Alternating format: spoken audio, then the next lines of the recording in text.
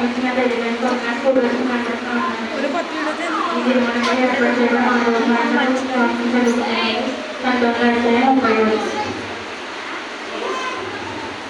యేసు సమర్థమైనది చెప్పి తల వంచి ఆత్మను అప్పగించాడు.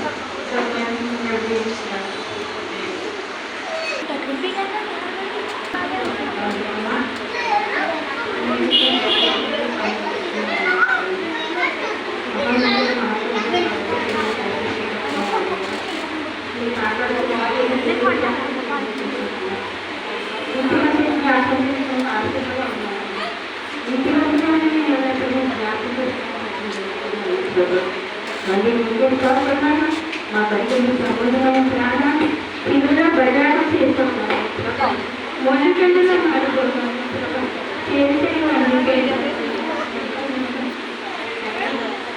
దేవుడు తండ్రి మాకు ప్రార్థన రాకపోయినా తండ్రి కానీ మీ మాటలు మా హృదయంలో ధ్యానానికి మా ప్రభా తండ్రి ఎలా ప్రేమ ఇవన్నీ బయటగా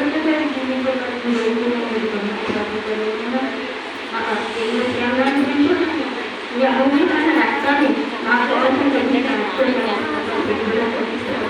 ఈ వేలాది స్థితిలో సంబంధాలు ఏమిటే కాదు ఎవరైనా తీసుకోగలుగుతారు. రక్షణ ప్రాంతానికి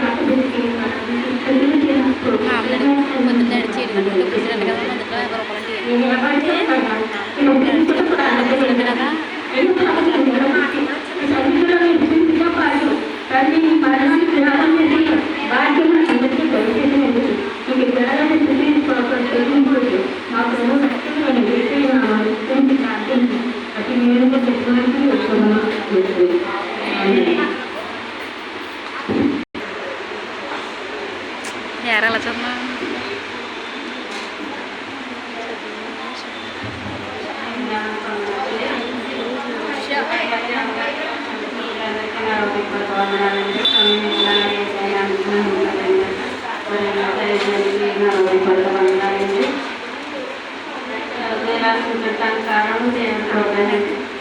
మరి తర్వాత ఫస్ట్ దేవుడు తర్వాత అయితే మాకు మన దాసులు మరి ఏదైనా ఈ దాసులు తప్పరని నేను అనుకుంటున్నానండి. ఎవరైనా విశ్వాసాన్ని పట్టించుకుని ప్రతి మాట కూడా అర్థం చేసుకునేలాగా ఇంకా ఎవరికి చెప్తున్న ధైర్యాన్ని కూడా నెరవేర్చుకున్నాను.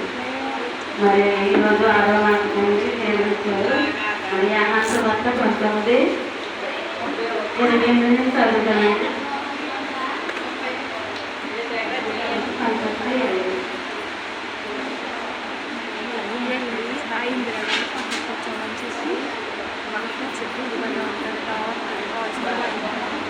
ఇల్లు చెప్పేలో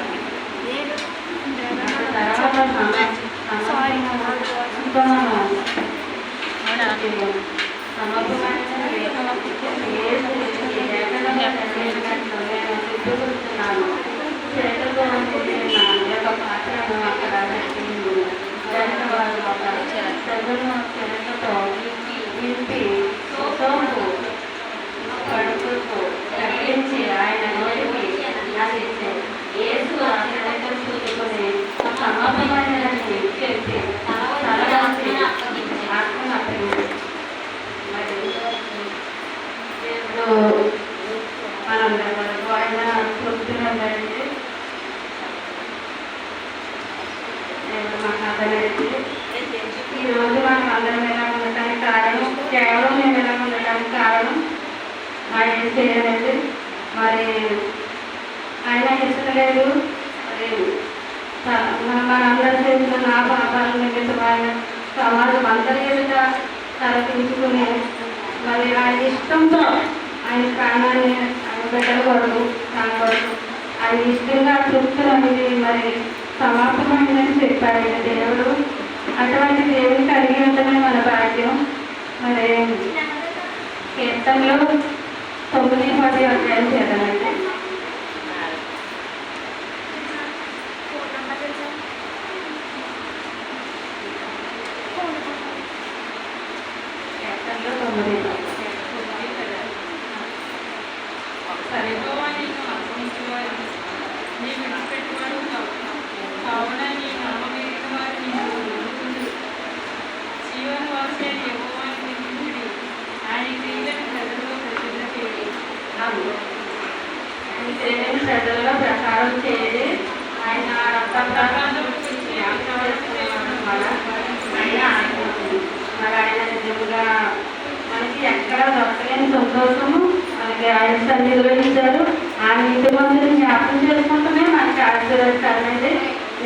ఎంత గొప్పదంటే ఈ లోకంలో ఎవరికి లేనిదంట దేవుడు మనకి ఇచ్చారండి.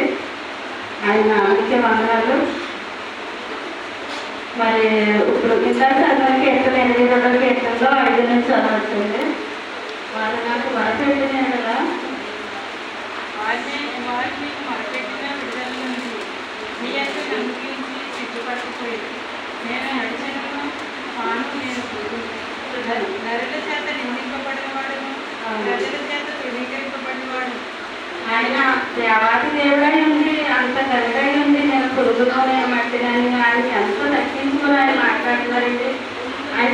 ఆయన కలిగి ఉంటున్నాను మన భాగ్యం. మరి ఆయన ఇంటి మంత్రి జ్ఞాపకం చేసుకుని ఆయన పరిశుద్ధ సన్నిధిలో ఈ లోకంలో ఎవరికి లేని సొంత సమాధానం మరి ఆయన ఇస్తున్న దేవుడు.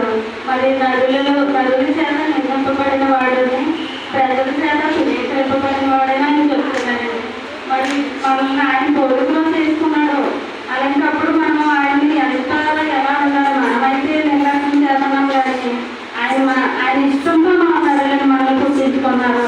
ఆయన అన్నప్పుడు అయినప్పటికైనా ఆయన హింసలు పెట్టారు. మన పాపాలు మన శాపాలని మన దుష్ట ఆలోచన వల్లనే ఆయనకి శ్రమ వచ్చింది. మరి నరులు తినేసినప్పటికైనా ఆయన ఇంకా మనల్ని ప్రేమించే ఉన్నారు. ఇప్పటికి ఇంకా అలాంటి నా బిడ్డలు ఆయన చెంతకు వస్తారని రచించబడతారని మనల్ని అందరినీ ఆయన కైపాత్రలు భద్రతలో ఆయన కాపాడుతున్నారు. మరి ఆయన బిడ్డల తండ్రి ఈ అపాయాలు కాకుండా ఈ కోడలు పరిశ్రమ రోజుల్లో ఉన్నాడు మనం. అయినప్పటికీ ఆయన వస్తారు, ఆయన చూసి మనల్ని ఎప్పుడు ఎదుర్కొంటే కాపాడుతున్నారు. దేనికి మంచిగా ఎదిగవచ్చు అంతే కదండి. మరి ఆ రోజు చెప్పడు పిల్లలు గారు కూడా పిల్లలు గారు భార్యకి మరి కలర్ దర్శనకు వచ్చినప్పుడు అంత రాజు అయ్యింది వినిపించడానికి నాకు అధికారం ఉన్నది నువ్వు చెప్పమని అన్నప్పుడు కూడా మరి ఆయన నోరు తెరవలేదండి. అలాంటప్పుడు ఆయన చేతులు కడుపుని ఇంటి మంత్రిని ఎవరు ఏ పాపం లేదని మరి ఆయన చెప్పినప్పుడు కూడా మరి ఆ మాట కూడా ఆయనే జరుగుతాడు కానీ మనకు జరుగుతలేదు. మన దేవుడు చూస్తున్నాడా లేదా చూస్తారు ఏంటంటే నిర్లక్ష్యం పెడుతున్నాం. అలా పెట్టుకోకుండా ఆ దేవాది దేవుని ఎప్పుడు కూడా మనము ఈ 40 రోజులు కూడా మనము ఆయన సేవించడానికి ఆయన ఇచ్చిన దండిని బట్టి ఆయనకి వందనాలండి. మరి మా అందరి కొరకు ప్రాణం పెట్టి దేవునికి మంచి కలిగాక మరి వాక్యం స్వప్నంటే ఎంతో చెల్లించమని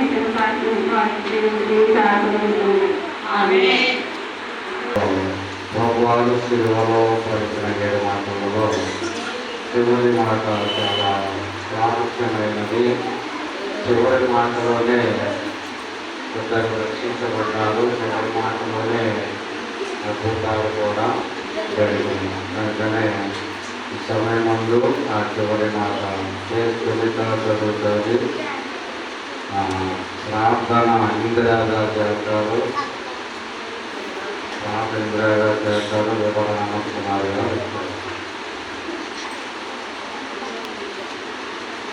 లోకాసువార్త 20వ అధ్యాయము 46వ వచనం. లోకాసువార్త 23వ అధ్యాయము 46వ వచనం.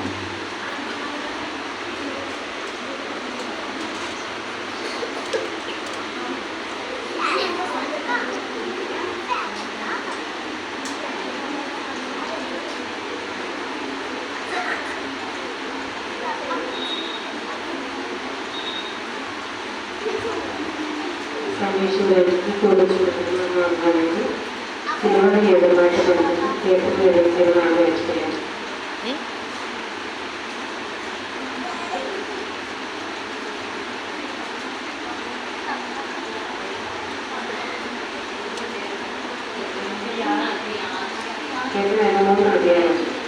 అప్పుడు యేసు గొప్ప శబ్దంతో కేక వేసి, తండ్రి నీ చేతిని నా ఆత్మను అప్పగించుకొచ్చున్నానని. అందుకు ఇలాగూ చెప్పి ప్రాణం విడిచాడు. ఇప్పటి వరకు నేర్పించుకున్నాను.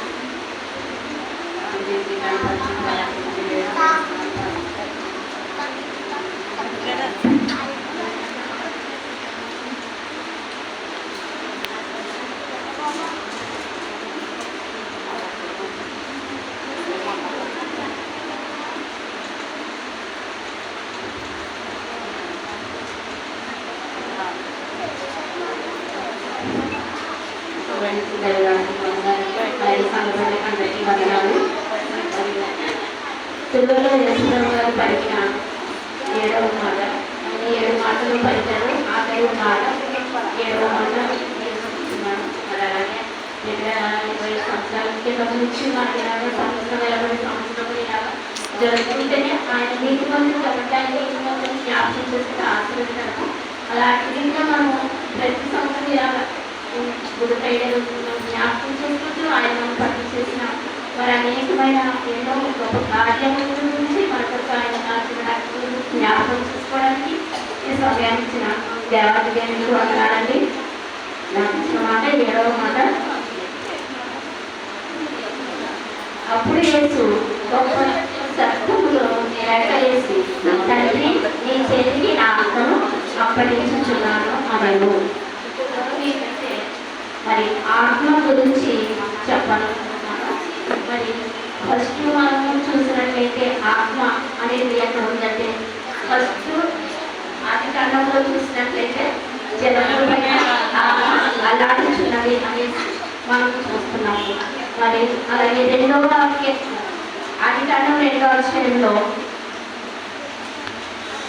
చూసినట్లయితే ఆది కాండం 2వ అధ్యాయం 7వ వచనం, దేవుడైన యెహోవా నేల మట్టితో నరుని నిర్మించి వారి ఆస్థానంలో జీవవాయువు ఊదగా నరుడు జీవాత్మ అయ్యాడు. దేవుడిని యెహోవా మట్టిని తీసి దాంట్లో జీవవాయువు ఊదగా నరుడు జీవాత్మ అయ్యాడు. దేవుడు మనకు పెట్టిన ఆత్మ. మరి అలా దేవుడు మనకి ఆత్మని పెట్టాడు.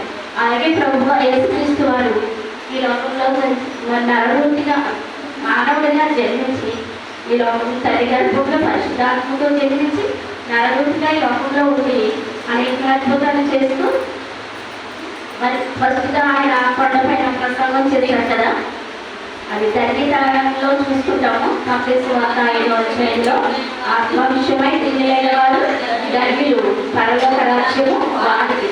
ఆత్మ విషయంలో మరి మనం ప్రభు అయిన యేసుక్రీస్తు వారిని చూస్తున్నాం. ఆయన ఎంతో దీనత్వంతో ఉన్నారు. మరి ఆయన ఆత్మను తండ్రి దగ్గర నుంచి ఎలాగ పొందుకున్నారో మరి తిరిగి అలాగే అట్టి పరిశుద్ధ ఆత్మను, నిష్కలంకమైన నిర్దోషమైన ఆత్మ మరి తిరిగి తన తండ్రికి ఇవ్వడానికి తన ఎంతగా మరి ధైర్యంగా ఇచ్చారు. అది మనకి ప్రభు అయిన యేసుక్రీస్తు వారు ఏం చేసిన, నేను పరిశుద్ధులు కనుక మీరు పరిశుద్ధులయ్యింది అన్నారు. అలాగే ప్రతి విషయంలోనూ మాదిరిగా నేను ఇలా చేస్తున్న నా తండ్రి ఈ విషయంలో మీరు కూడా ఇలాగ చేయండి ఆయన మాదిరిగా మనకి జీవించడానికి లోకంలో అనేకమైన కార్యములు చేసుకుంటూ వచ్చారన్నమాట. యోహాను సువార్త 6వ అధ్యాయము 43వ వచనం,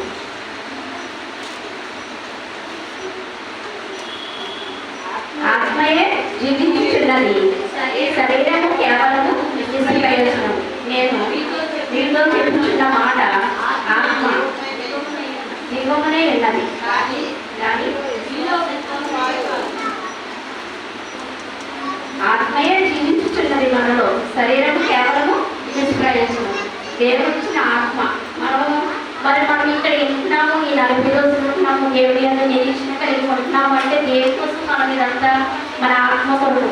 ఆత్మ మరి మనము కూడా దేవుడికి అప్పగించాలని ఎంతో ఆశ, దాని కొరకే మనమే ఈ ప్రయత్నం అంట. అలాగే మరి శరీరము నిష్ప్రయోజనం, శరీరానికి ఏమి ఉండదన్నమాట. ఆత్మకే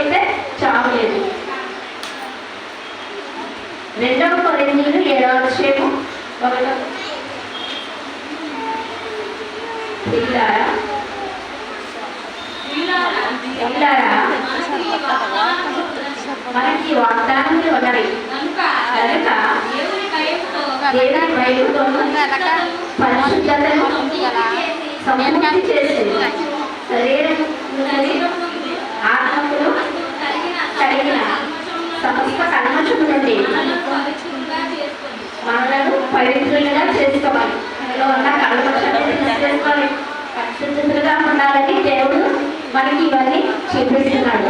మరి అలాగే ప్రసంగి గ్రంథంలో కూడా చెప్పాడు కదా, దేవుడు నరులందరినీ యథార్థవంతులుగా పూజించాడు. మనమైతే ఏ విధమైన తంత్రాలు కనిపించుకుని దేవుడు అందించి మైండ్ అందరూ పూజించాం అన్నమాట. గలతీ రాసిన పత్రిక 5:7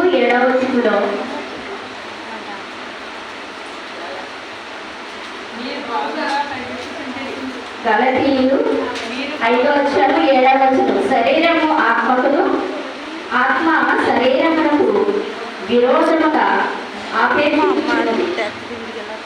ఇవి ఒకదానికొకటి వ్యతిరేకముగా ఉన్నది కనుక మీరేమి చేయక నిశ్చయించరో వాటినే చెయ్యి అని చెప్తారు. శరీరం ఆత్మకును ఆత్మ శరీరమును వ్యతిరేకంగా ఉన్నాయి. మనం ఆత్మ దేవుడికి వెళ్ళాలి అనుకుంటాం, తొందరగా శరీరము మనకి సహకరించింది, అలా మనకు వ్యతిరేకంగా ఉంటుంది అన్నమాట. దాన్ని మనం నిశ్చయించుకోవాలి, దేవుడిలో మనం బలంగా ఉండాలన్నమాట. ప్రసంగిలో అంటాడు కదా 12:7 అయితే సూపర్మిది అంటే మనం దీన్ని బట్టి మనం ప్రతి ఒక్క ఆత్మ దేవుడి యొక్కకి వెళ్తాదని మనము అనడానికి సరిపోతాక. ప్రసంగి గ్రంథము 12:7 మొన్నైనది వెనకటి వలనే మరలా వెలికి చేయడు, ఆత్మ దయచేయ దేవుడి యొక్కకు చేయడు. అంటే మరి మొన్నైనది మరలా దేవుడి యొక్కకు చేస్తుంది, పర్వాలేదు మనం ఎలా ఉన్నా అనడానికి లేదు కదా. మనం ఎలా ఉండాలి? మన నిర్దోషంగా నిష్కలంగా మనలో ఎటువంటి పాపం లేకుండా ఉంటేనే దేవుడు సన్నిధికి మన ఆత్మ చేరుతుంది. కానీ ప్రతి ఒక్కరికి చేరదు కదా. మనం దేవుడు మనకి ఎలా ఇచ్చాడు, యథార్థంగా ఇచ్చాడు, మంచి మనసుకొని చిన్నపిల్లల మనసులు దేవుడి రాజ్యం చేరుతాయి కదా. అలాగా మనం ఆయన ఇచ్చిన ఆత్మను పాడు చేసుకుని అలాగే ఉంటే దేవుడి రాజ్యంలో చేరుతాయి.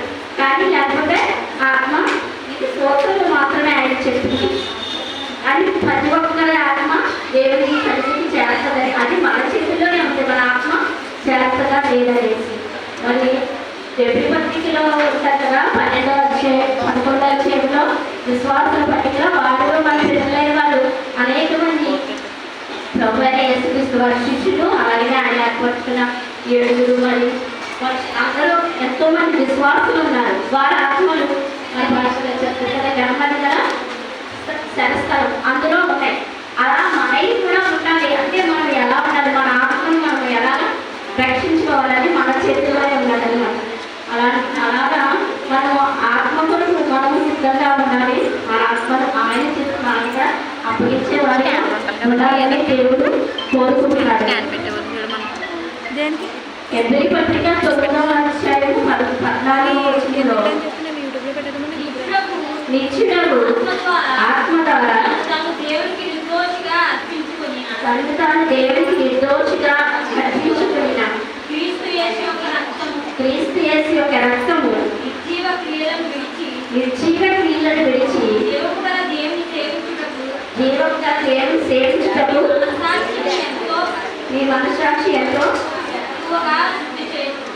ఎక్కువగా శుద్ధి చేయుచున్నది అని.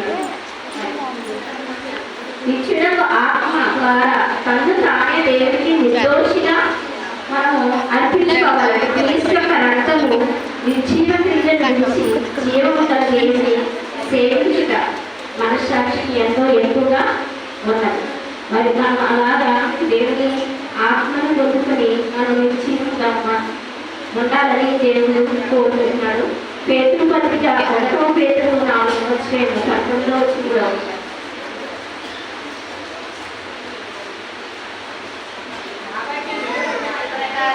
కాబట్టి దేవుని చిత్త ప్రకారము బాధపడేవారు సత్ప్రవర్తన గలవారే నమ్మకమైన సృష్టికర్తకు తమ ఆత్మలను అప్పగించుకొనవలెను. కాబట్టి దేవుని చిత్త ప్రకారము బాధపడాలి. దేవుని చిత్త ప్రకారము బాధపడాలి, మన చిత్త ప్రకారము బాధలు కాదు. సత్ప్రవర్తన గలవారే నమ్మకమైన సృష్టికర్తకు మన ఆత్మలను అప్పగించుకోవాలి. మరి మొన్న పాస్టర్ చెప్పారు కదా, రూతు వెనకటి ప్రవర్తన కంటే ప్రవర్తన సత్ప్రవర్తన కలిగి ఉన్నది. మరి సంఘంగా ఏర్పరచబడింది. మరి పోయాల్సి అయితే యేసుక్రీస్తుకి పోయి ఉన్నారు. అటువంటి సత్ప్రవర్తన కలిగి మంచి ప్రవర్తన కలిగి మనము మన సృష్టి నమ్మకమైన సృష్టికర్తకు మన ఆత్మను అప్పగించాలి. ఆయన సృష్టికర్త, ఆయన అలాగే మరి కొంతమంది భక్తులు అయితే దేవుని పోయిన యేసుక్రీస్తు వారు తన ఆత్మను తండ్రికి అప్పగించాలి. మరి అలాగే అపోస్తలుల కార్యాలు 7:59 వచనంలో స్టెఫను కూడా మరి అలా అప్పగించారు.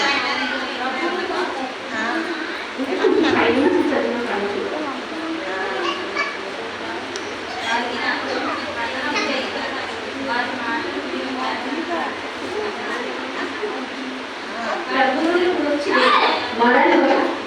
మొరపెట్టుచు యేసు ప్రభువా నా ఆత్మను చేర్చుకొనమని స్టెఫను పలుకుచుండగా వారు అతనిని రాళ్లతో కొట్టిరి. అతడు మోకాళ్ళుని ప్రభువా వారి మీద పాపము మోపమని గొప్ప శబ్దంతో పలికెను. మాట పలికి ప్రాణం విడిచాడు. మరి శ్రమపడ్డారు కూడా, మరి ఎన్నో శ్రమ పడ్డారు. పడి మరి ఆయన కూడా ఆయన తండ్రి నా చేతికి అప్పగిస్తున్నాడు అనుకోలేదు. యేసుక్రీస్తు ద్వారా మనం కూడా మనం ప్రార్థన చేసినప్పుడు తండ్రి అని ప్రార్థన చేస్తాం, తండ్రి అని చూస్తాం. యేసుక్రీస్తు నామములో అడుగుతున్నాం. అలాగే స్టెఫన్ గారు కూడా మరి ఆయన్ని యేసు ప్రభు ద్వారా జ్ఞాపకం చేసుకోమని చెప్తున్నారు అనమాట.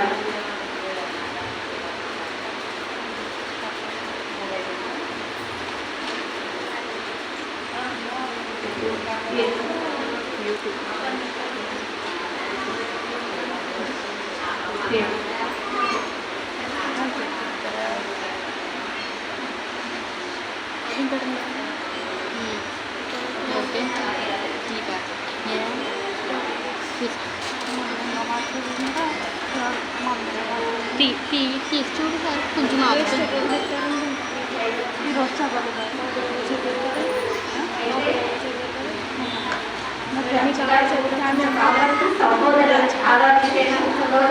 కాబట్టి సహోదరులారా, ఆత్మతో జ్ఞానంతో నిండుకొని మంచి పేరు పొందిన 7 మనుషులను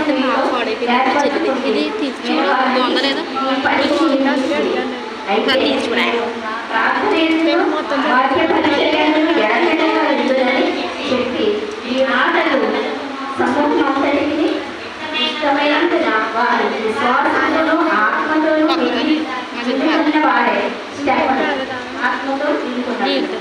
ఇది 7వ అధ్యాయము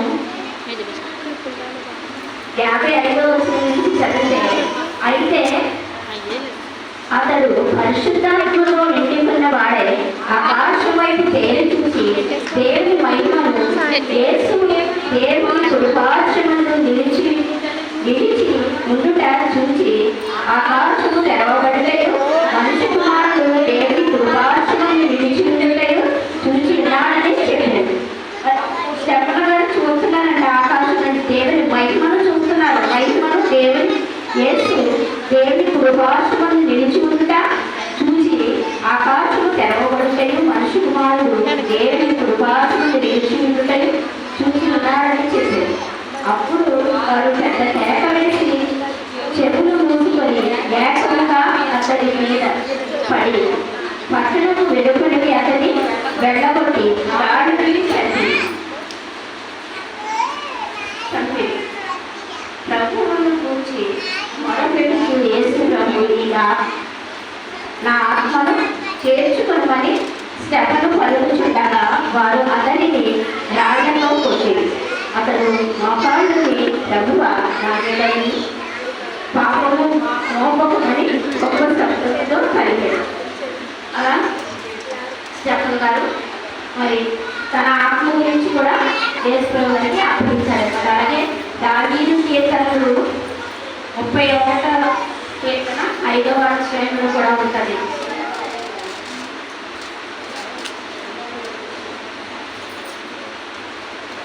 నా ఆత్మను నీ చేతికి అప్పగించుచున్నాను, యెహోవా సత్యదేవ విమోచించు వాడకు నీవే అని పలుకుతున్నారనమాట. నా ఆత్మను నీ చేతికి అప్పగించుచున్నాను. మనం కూడా మన ఆత్మలను సిద్ధపరచుకోవాలి. ఆత్మను మరి ఆత్మ మనుషులకు మాత్రమే ఉంటుంది, కానీ ఒక చెట్టుకి పశువు జంతువులకి అవికి ఆత్మ ఉండదు. ఆత్మ నరుడికి మాత్రమే దేవుడు పెట్టాడు.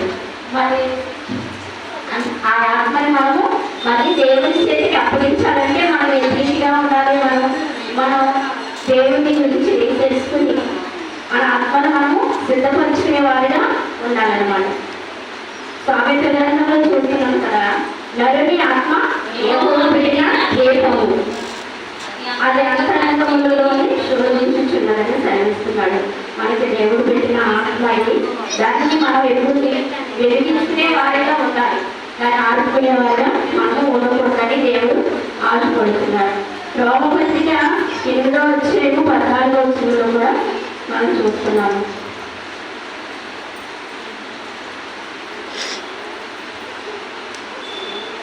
దేవుని ఆత్మ చేత ఎందరూ నడిపింపబడుతున్నారు వారందరూ దేవుని కుమారుడు అనబడుతున్నారు అంటారు. మనమందరము దేవుని ఆత్మ ద్వారా నడిపించబడుతున్నాం అన్నమాట. దేవుడి ఆత్మ మనలో ఉన్నది, దానిని మనము నడిపించుకోవాలి. మనకి ఇలా మాదిరిగా చూపించడానికి మరి తండ్రి తన అప్పగించకపోయినా తన ఆత్మ తండ్రి దగ్గర చేరుతుంది. కానీ మనకి మాదిరిగా చూపించడానికి తండ్రి అయిన ప్రభు అయిన యేసుక్రీస్తు తండ్రికి తన ఆత్మను అప్పగించుచున్నారన్నమాట.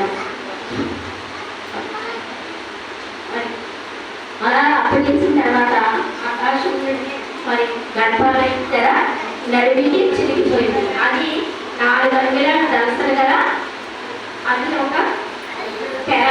అయితే అది అంత దళసలుగా ఉన్నది పైనుంచి కింద వరకు చిరిగిపోయింది. ఆ దేశం అంతటా చీకటము కమ్మెను అని సెలవిస్తున్నారు అనమాట. అలాంటి అద్భుతాలు ఎన్నో ఆయన చనిపోయిన తర్వాత అప్పుడు ఆ సమయంలో జరిగినది. ఆయన సృష్టికర్త, ఆయన తల్లిదండ్రులు పరిశుద్ధాత్మతో ఎలాగ వచ్చాడో అలాంటి పరిశుద్ధాత్మతో తిరిగి మళ్ళీ ఆ ఆత్మను తండ్రికి ఇవ్వడానికి మరి భయపడలేదు. మరి మనమైతే మనకిచ్చిన ఆత్మను కూడా మనం అలాగా అతిరీతిగా ఉంచుకోవాలని ఆశపడుతున్నాడు. మనం ఎవరికైనా వస్తువులు తీసుకున్నాము మరి అది అంతా జాగ్రత్తగా వాడికి ఇవ్వాలి. అది పాడు చేసిస్తే అదొక దాన్ని కొత్తగా తెమ్మంటారు. అలాగే తండ్రి మన ఆత్మని కూడా అలా తను ఎలా ఇచ్చారో అలాగే మనం ఇవ్వాలని ఆశపడుతున్నాడు అనమాట. మనం అట్టి ఆత్మ కలిగి మనం కూడా ఉండాలని దేవుడు కోరుకుంటున్నాడు.